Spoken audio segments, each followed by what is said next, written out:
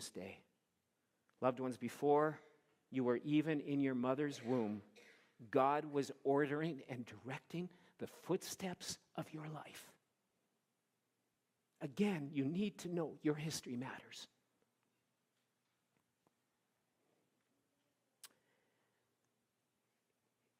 In 1913, a man by the name of Julius Ludke, a young German husband and father who had a heart for God and desired to raise his family in the ways of God, ventured, leaving the Ukraine where his family was, and ventured to Chicago with the hopes of going and working there and making enough money to bring his young family to the United States.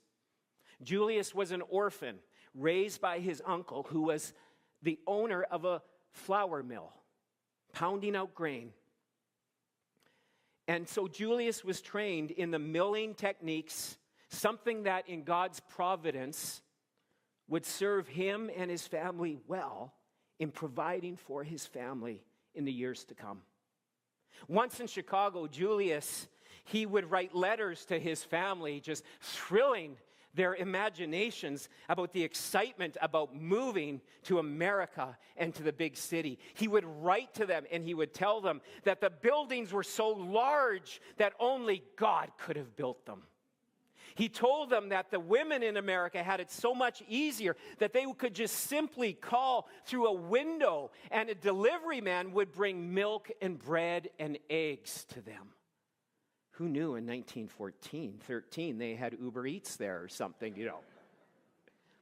However, in 1914, World War I was brewing, and providentially, Julius got on the very last passenger ship and went home to the Ukraine to be with his family. From that point on, all the ships were used for the war effort. The years ahead were filled with unbelievable hardship and ruin. The loss of all their material possessions. There was sickness and death. Their children were dying. They then ventured on to Siberia. They went with a horse and a wagon, and eventually that horse had to be let go because it became too weak. They were loaded into a boxcar along with other Germans and sent to Siberia. But a prevailing faith in God inspired his family in simply making a way and providing the best that he could. Only 7 of their 13 children made it to adulthood. Julius never made it back again to North America. He never made it to Chicago. But he sent 2 of his daughters in their early 20s to North America to work for a farmer in Saskatchewan. One of his daughters would marry a man by the name of Gustav. And together they raised 5 children, prioritizing God's word and God's ways for their family. Julius never made it back to Chicago, but one of his grandsons, Erwin, would be a faithful pastor in that city, not building buildings, but building lives for all eternity. Pastoring for 36 years in an influential and a historic church. And continues to this day in an influential ministry in North America. Julius, little did he know, this man who pounded out grain to make flour to support and feed his family, would have a great-grandson who would be a pastor in Western Canada for over 30 years. Coincidentally, providentially, his great-grandson's name means dweller at the mill hill.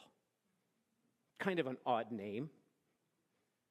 And yet Meldon Lutzer has desired to pound out and prepare the seeds of the truth of God's word to feed hungry and thirsty and empty souls with the truth of God's word.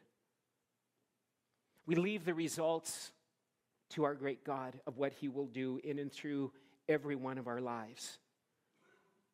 Would we be faithful? Your history matters. Today matters. The decisions you make today and tomorrow, and how you live your life, not for yourself, not for your bottom line, but for the sake of others and the will and the glory of God. Your history matters. You say, my life is a mess. Look how God can redeem, taking Ruth, taking Rahab, taking Bathsheba, taking messed up, broken people, and using each one of us for his glory. God is writing his redemption story. I'm going to ask you to bow your heads.